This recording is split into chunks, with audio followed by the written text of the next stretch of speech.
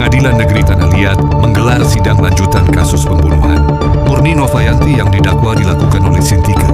Jaksa penuntut umum membacakan tuntutan terhadap pelaku dengan pasal pembunuhan berencana. Keluarga korban menuntut keadilan dan hukuman maksimal bagi pelaku. Sidang akan dilanjutkan dengan pemeriksaan saksi-saksi dan bukti-bukti. Persidangan atas pembunuhan saudari Nova dimulai.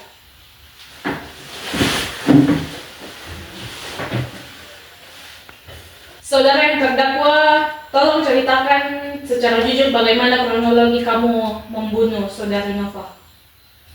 Baik Yang Mulia, saya akan menceritakan dari awal. Jadi pada saat itu, saya menaruh perasaan kepada pacar korban. Semakin lama, saya semakin cemburu melihat kebersamaan mereka. Lalu muncullah niat buruk saya untuk melukai korban. Pada saat itu, saya mulai mengatur strategi dengan serapi mungkin.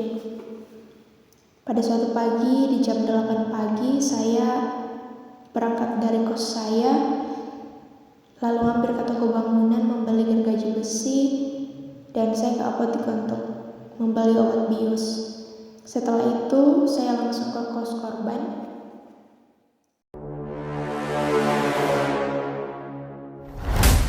Setibanya saya di kos korban, kami berdiskusi mengenai tugas kuliah seperti biasa. Dan di jam makan malam, saya menambahkan obat bius ke dalam minuman korban.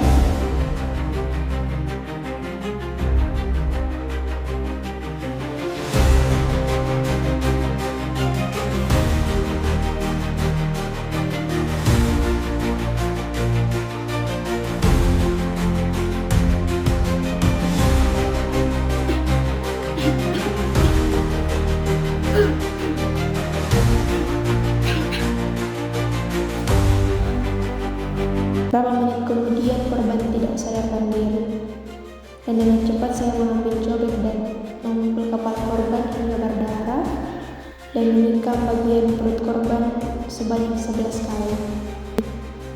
Setelah itu saya memastikan korban sudah tidak bernyawa. Saya mencoba memasukkan korban ke dalam koper, tetapi karena tidak muat, saya mengambil gergaji dan memotong tubuh korban dan dapat saya masukkan ke dalam koper.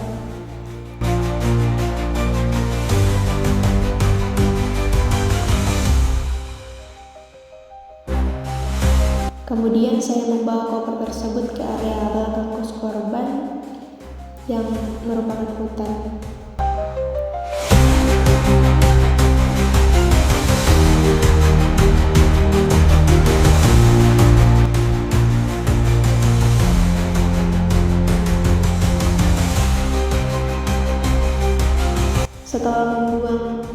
kompor tersebut, saya kembali ke kos korban untuk membersihkan bercak-bercak darah dan mengambil alat-alat yang saya gunakan untuk membunuh korban.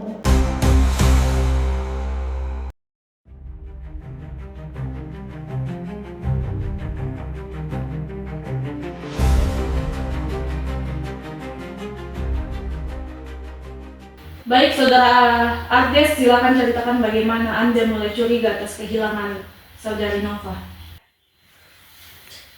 Ya, baik Yang Mulia, pada saat itu saya mencoba menghubungi saudari Nova, tetapi tidak ada respon.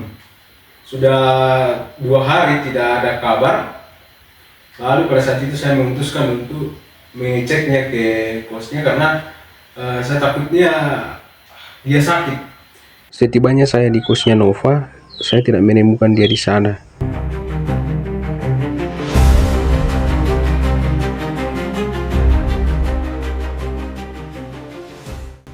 Lalu saya duduk di kasur dan tanpa saya sadari ternyata ada bercak darah di dekat kaki saya.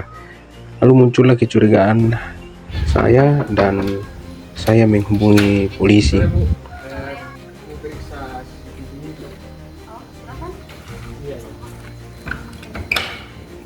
Ketika polisi tiba, kami mencoba untuk mengecek CCTV yang ada di kos dan kami menemukan dan melihat pelaku datang ke kos dan beberapa jam kemudian keluar dengan gerak-gerik yang mencurigakan dengan membawa koper keluar dari kamar.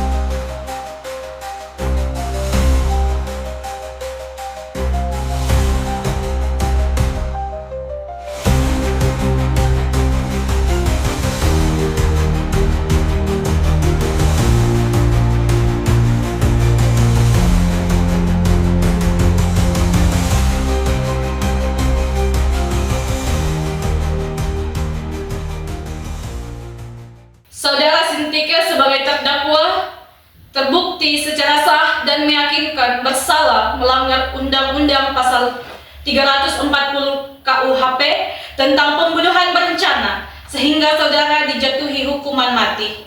Hukuman mati ini dijatuhkan sebagai bentuk keadilan yang seadil-adilnya sesuai dengan peraturan perundang-undangan yang berlaku di Indonesia.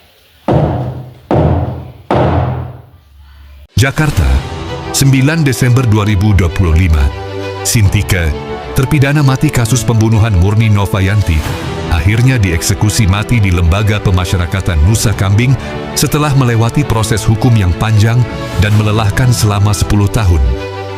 Eksekusi ini dilakukan setelah semua upaya hukum yang diajukan oleh tim pengacaranya ditolak oleh Mahkamah Agung dan Presiden menolak permohonan grasi. Keluarga Murni Novayanti menyambut baik keputusan ini dan berharap keadilan telah ditegakkan. Kami berharap ini menjadi pelajaran bagi masyarakat bahwa kejahatan tidak akan luput dari hukuman, kata perwakilan keluarga. Sintike sendiri telah menjalani proses hukum yang panjang dan telah diberikan kesempatan untuk membela diri. Namun, setelah semua upaya hukumnya gagal, ia akhirnya harus menghadapi eksekusi mati di Nusa Kambing.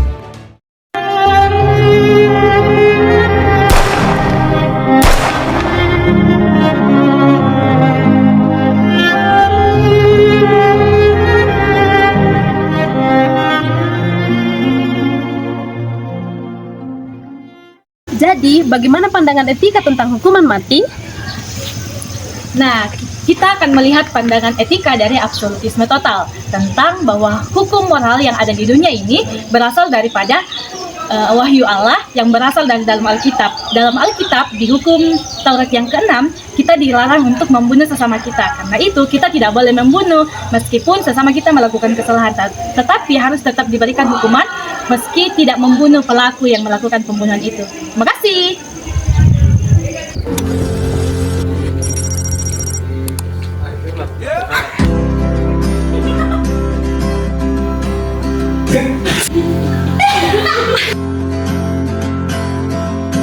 terdakwa tolong cerita.